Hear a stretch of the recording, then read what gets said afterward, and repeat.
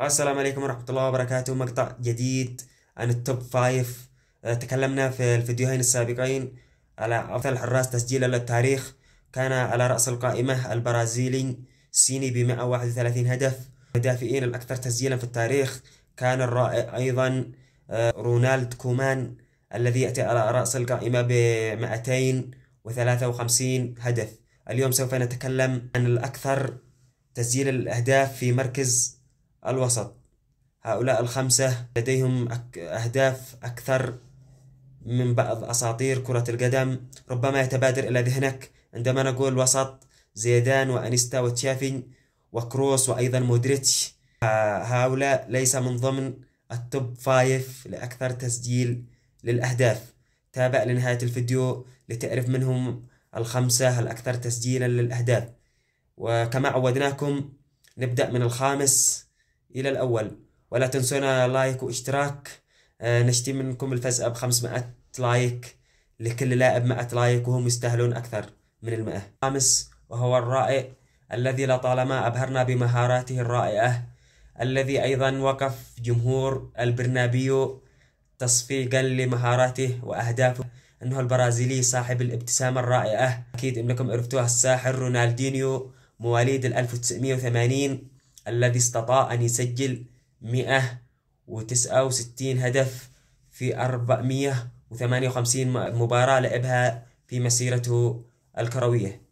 أما في المركز الرابع وهو الألماني الذي يعتبر من أوفى اللاعبين لأنديتهم، حيث وأنه استمر مع بروسيا دورتموند 11 موسم من 2009 حتى 2021 ولم يستطيع تحقيق أي لقب دوري معهم للأسف. هذا اللاعب رحق أكثر من بطولة مع بروسيا، ولطالما كان وفيا لبروسيا دورتموند.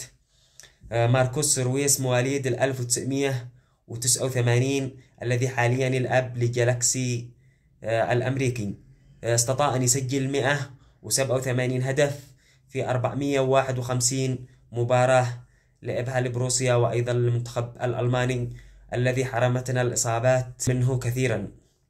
أما في المركز الثالث وهو الهولندي الذي لعب لهامبورغ وريال مدريد أيضا، كما أنه لعب لأياكس أمستردام، رافائيل فارت مواليد 1983 عفوا، لعب 623 مباراة استطاع من خلالها أن يسجل 194 هدف في مسيرته الكروية. أما في المرتبة الثاني وهو الإنجليزي والوسط المثير الذي أبهرنا بمستوياته العالية وأيضا بأهدافه، إنه جيرارد مدرب الاتفاق، أو تم إقالته قبل أسبوع من نادي الاتفاق. استطاع أن يسجل 209 هدف في 794 مباراة. جيرارد مواليد 1980 أيضا مثل ما الساحر رونالدينيو. أما في المركز الأول وهو الهداف التاريخي لفريقه، نعم وسط وهداف تاريخي لفريقه، لامبارد 261 هدف طوال مسيرته، مواليد 1978.